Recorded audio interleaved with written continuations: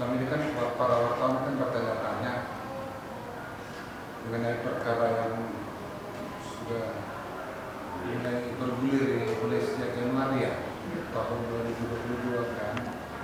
Perlu dipahami dipahami di sini, bukan kita tidak bekerja, tapi kan kemarin kan pergantian kepala Kejaksaan Negeri. Saya kan baru menjabat 3 bulan, karena kebetulan juga kemarin itu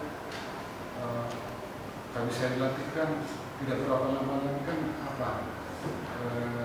bulan puasa dan Idul Fitri, dan juga baru beberapa bulan ya Kaskus baru ganti ya. Jadi bukan perkara ini tidak lanjut, tetap ya dilanjutkan. Tapi kan kita lihat kemarin situasi dan kondisi seperti saya paparkan tadi, karena pergantian kan perlu juga mempelajari tentang perkara sebelumnya itu ya. Jadi pada hari Rabu tanggal 29 Juli 2022 kami menyampaikan perkembangan penyidikan dengan tindak pidana korupsi dana bantuan bantuan tak terduga untuk kegiatan operasional petugas monitoring COVID-19 pada Dinas Kesehatan Kota Parahasilimpuan tahun anggaran 2020 dengan anggaran sebesar Rp600 ya, bahwa setelah tim jasa penyidik Kejaksaan Negeri Parahasilimpuan melakukan penyidikan dan kemudian kami melakukan ekspos, dan ekspos ini pun berulang-ulang kita lakukan, maka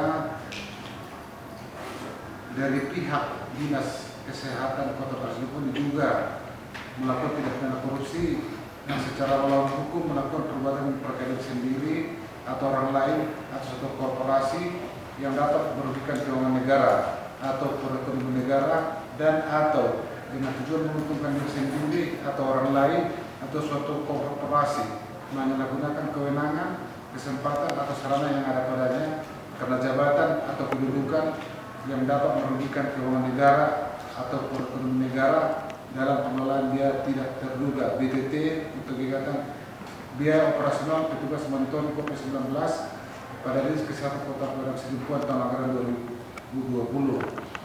Bahwa dan hasil penyidikan telah ditemukan kerugian negara sesuai dengan hasil audit laporan akuntan independen ya, perhitungan kerugian negara diduga negara CQ pemerintah Kota Parahasilimpuan mengalami kerugian sebesar Rp352.200.000. Bahwa dari hasil penyidikan yang dilakukan tersebut, tim penyidik telah memperoleh 2 alat bukti yang cukup telah terjadinya perbuatan melawan hukum yang dapat menimbulkan kerugian negara pada dinas dalam kegiatan monitoring COVID-19 tersebut, sehingga saudara inisial SS selaku kuasa pengguna anggaran sekaligus Kepala Dinas Kesehatan Kota Parahasilimpuan dan saudari PH selaku bendahara pengeluaran pada Dinas Kesehatan Kota Parahasilimpuan telah kami tetapkan sebagai tersangka, dan hingga saat ini tim penyidik masih terus melakukan pemeriksaan terhadap saksi-saksi dan tersangka. Bahwa ada pun tindak pidana yang disangkakan terhadap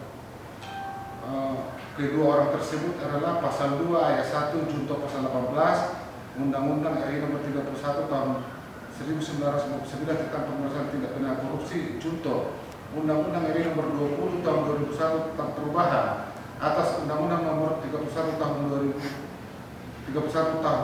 1999 tentang pemberantasan tindak pidana korupsi, junto pasal 55 ayat 1 ke 1 KUHP subsidiar, pasal 3 ayat 1 junto pasal 18 Undang-Undang RI nomor 31 tahun 1999 tentang pemberantasan tindak pidana korupsi, junto Undang-Undang RI nomor 20 tahun 2001 tentang perubahan atas Undang-Undang RI nomor 31 tahun 1999 tentang pemberantasan tindak pidana korupsi, junto pasal 55 ayat 1 ke 1 KUHP.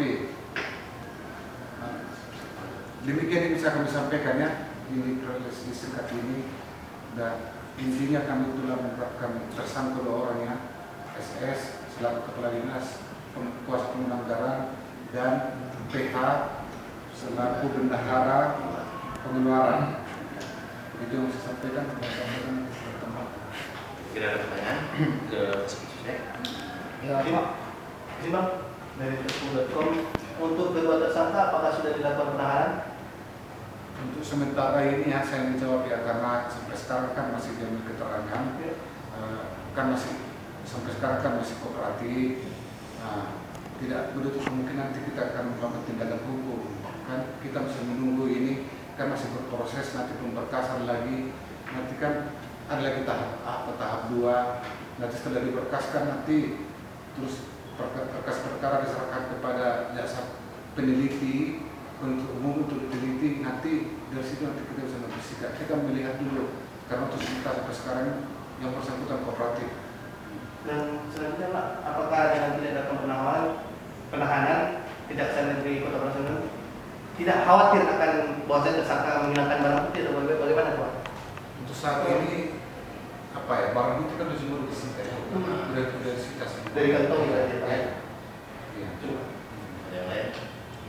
Jadi Pak, untuk para yang bersangkutan yang disangkakan, apakah nanti bisa berubah Pak jadi saksi Pak?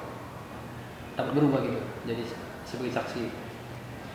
Maksudnya Ini kan sudah itu kan tersangka.